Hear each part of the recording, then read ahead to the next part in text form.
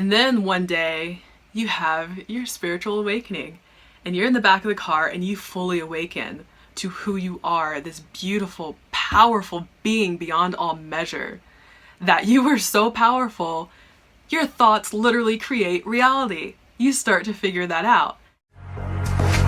So find a way to...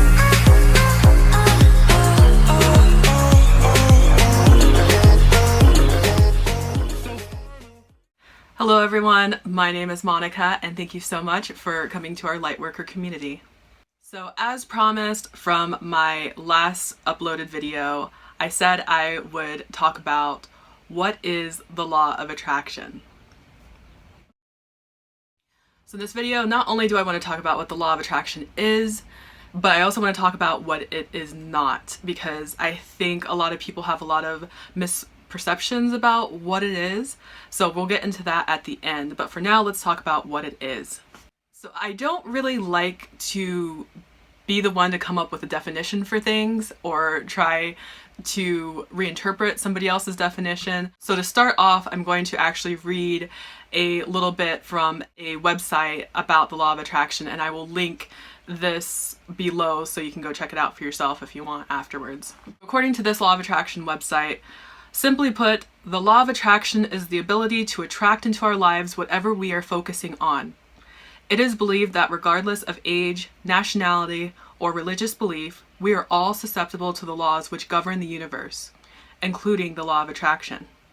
It is the law of attraction which uses the power of the mind to translate whatever is in our thoughts and materialize them into our reality. In basic terms, all thoughts turn into things eventually. If you focus on negative doom and gloom, you will remain under that cloud. If you focus on positive thoughts and have goals that you aim to achieve, you will find a way to achieve them with massive action. First off, I just want to say that the law of attraction is real, and it is one of several universal laws. I haven't really looked too much into the other laws. I've mostly focused on this one. And it is a law, and it does affect all of us, whether you believe in it or not. But the reason why I like to actually intentionally practice it is so that I can navigate how my life is going and have a little bit more control. So it's happening all the time subconsciously without me even thinking about it, but I want to take that subconscious and be conscious about it and to be purposeful and mindful about what it is I'm actually manifesting into my reality. I kind of had an image like this. Let's say that a lot of people are asleep, and not just asleep in the, like they're unconscious for most of their life before they've had their awakening, but we'll say that they're actually literally physically asleep and they are in the back of a car, let's say for most of their life, and they're just laying down back there and they're sleeping. And someone else is driving the car. So this is their car, but someone else is behind the wheel. And multiple people keep getting behind the wheel to drive this car. So they're taking this person in this direction and that direction, and they're taking them to this place and that place.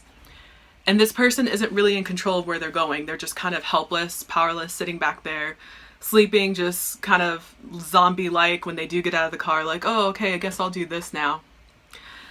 And I think of that in the sense that from when we're young, from when we're born, basically, we get programmed by the matrix, the illusion, of what everybody tells us that we need to be doing, what we need to believe, what we can actually achieve, who we are.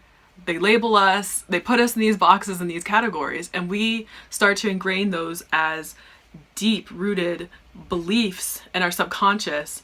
And so we start feeling a certain kind of way about those subconscious thoughts without even realizing it.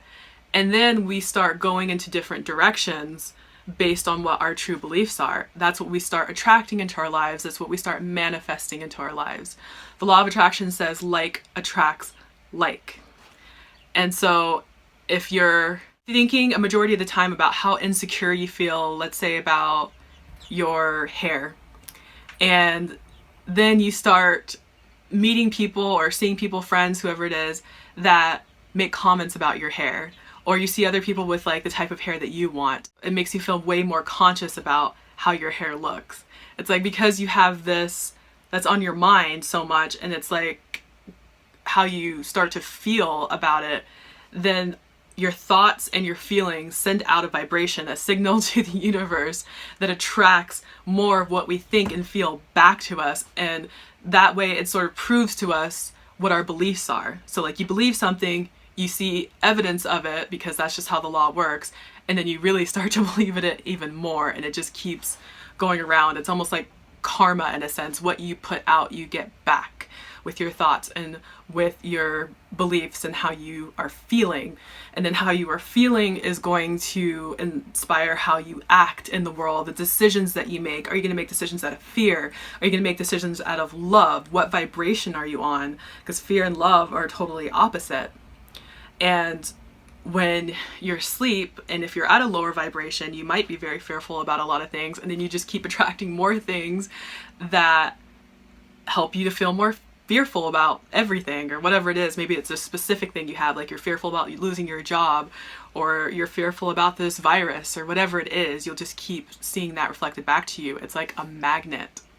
So back to the car analogy, you get your beliefs programmed into you, and then you're just kind of unconsciously like half awake, half asleep, doing all these things in life where you're just basically going through the motions of your life without really questioning why you're doing it. And if you want to do something differently, it's just all that you know.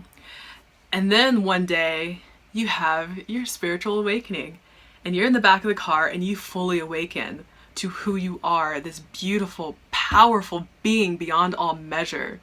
That you are so powerful, your thoughts literally create reality. You start to figure that out.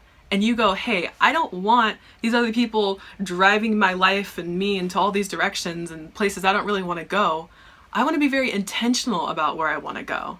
So then you get up from the back seat, you go into the front seat, of course, preferably you pull over the car, you maybe kick those people out, or you put those people in the back seat and you say, this is my life, I'm in control, I'm behind the wheel, I'm directing where I'm going. And so then you become very conscious and mindful about your intentions, what you're putting out there with your thoughts, with your feelings, what kind of actions are you taking, what kind of goals are you setting, where are you trying to go in life. And then you start practicing manifestation techniques. You start focusing more on what you want versus what you don't want. And you start seeing those things be attracted into your life. You don't even have to go out and chase them. You don't have to be desperate about it. You can just relax, knowing that they're coming to you. And then when you get signs and synchronicities from the universe, when you get opportunities, when you feel inspired, you take that massive action. For example, before I wanted to be a YouTuber, I couldn't just say, okay, well, I'd like to have 1 million subscribers and be a big YouTuber, without actually taking some sort of action, such as just starting the channel. And not just starting the channel, but actually making videos and being consistent about it. But also knowing that whatever number or figure, goal, intention I have in my mind, being clear about it and focusing on that and thinking good thoughts about it and seeing those results over time. Now, with the law of attraction, I think sometimes it can take time is irrelevant in the law of attraction. Time doesn't really exist. So you can see manifestations within hours, minutes, days, weeks, months, or even years. And for me, I like to think, if I truly want something, I'm not going to give up on it. I don't care if it takes years. I don't care if it takes the rest of my life. I'm going to get what it is I want, and I'm going to stay focused on it. Because a lot of times we'll want something, we'll focus on it for like, a little while, a few days or so, and then we just give up on it. We're like, it's never going to happen. And a lot of times right before we get to that point of giving up, we're almost on the cusp of a big breakthrough. But a lot of people won't see that big breakthrough because they give up right before then. So if it's truly important to you, if it's something you really want, you desire, don't give up on it. Keep working on manifesting it. Keep those thoughts focused and positive on what it is you want, and you will get it. For the next part, I also want to talk about what the law of attraction isn't. I know there's people who will probably debate me on this, who will say, no, you're wrong. But I'm just going to give my opinion on what I think it's not. I don't think the law of attraction is magic. The way that I think the book The Secret portrays it seems like it's just magic. Like you just think something and it just shows up.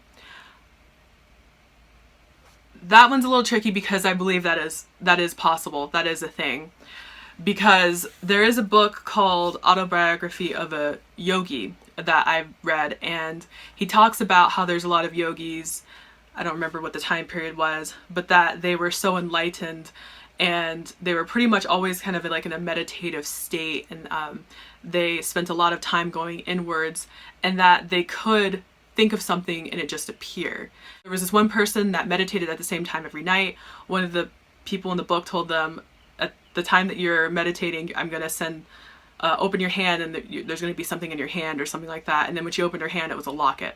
And he was able to, I don't know, manifest that locket into her hand. So I believe there's a lot of things like that that are possible that I just haven't seen or experienced for myself, along with a majority of the rest of the world. But I think that is too advanced, of course, for people to start off with, or there's a lot of people who will never get to that point, including myself. I may not ever get there, but I still think it's a really cool possibility. And I remember a friend telling me once that there is a such thing as instant manifestation. Like you could put out your hand and we're supposed to be able to think of something, and then within like seconds or whatever, it would appear in our hand. But we have this kind of gestation period of things before they actually occur. That's how it is in this 3D space, especially when we're more like on a 3D level instead of like a 4D, 5D, like we haven't really advanced our consciousness, and everything just feels really heavy and dense. And then humans invented this thing called time, which really puts a lot of focus on it because of how busy we are. So time is irrelevant, but for us, it is relevant. So it's different for everyone. It could be a while before you actually physically manifest what you want after thinking about it. I know in my dreams, I like to be able to tell when I'm dreaming, and I've only lucid dreamed maybe 3 times, but each time I like to think of an apple, hold out my hand, and if the apple appears in my hand, I know I'm dreaming. And that works every time, and I think it's the coolest thing.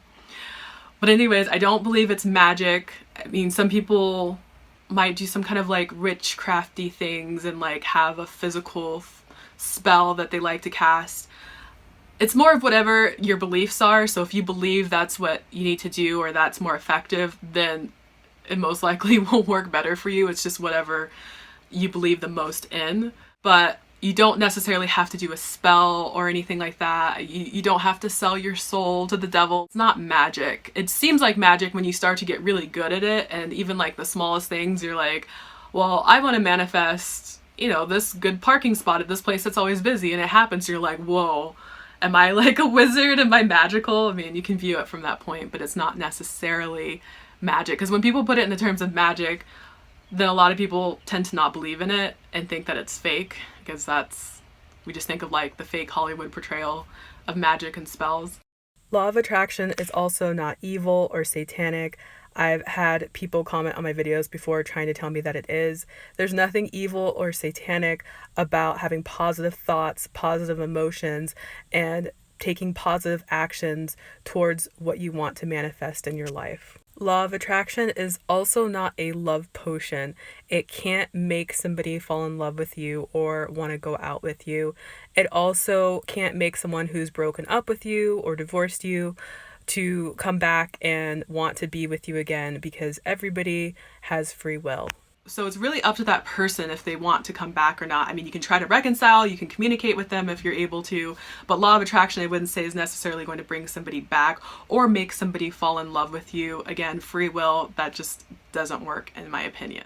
I personally don't believe that the law of attraction has a lot of control over other people. I mean, you can help to manifest with someone else. Like if somebody's trying to manifest a house, you can both focus on it together and see that outcome, and it would be stronger if you're both aligned. But I don't think it's really for like controlling other people to do things for you or to manipulate or, like I said, fall in love with you. Nothing like that. Or trying to manifest like your crush to marry you or some celebrity you like to go out with you. I don't really think it works that way. You can manifest maybe meeting them, but when you're trying to manifest a soulmate or partner or boyfriend or girlfriend, usually you're not going to know who that person is until they come into your life and you've attracted them. Usually it's a stranger. that is my video for today. I just wanted to talk about what the law of attraction is, and in my opinion, what it isn't. I know a lot of you already know what it is, but hopefully maybe you've learned something from this or it cleared up something. If you have any questions, make sure to leave them below. And until next time, I will see you in my next video. Bye everyone.